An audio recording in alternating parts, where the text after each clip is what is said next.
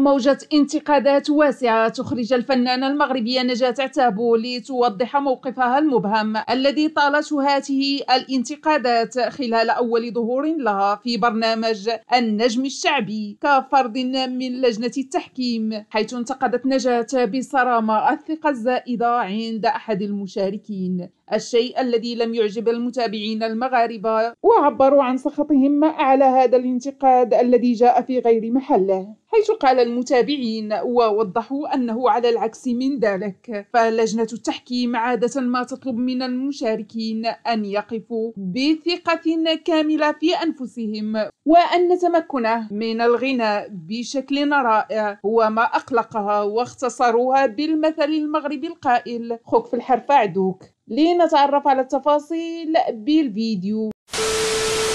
في أول نسخة من برنامج المواهب الغناء الشعبي الذي تقدمه القناة الثانية دوزام، في التفاتة للتراث المغربي في الأغنية الشعبية، والذي يضم لجنة التحكيم فنان العيطة حجيب وزينة الدودية وعبد العزيز الستاتي ونجاة عتابو.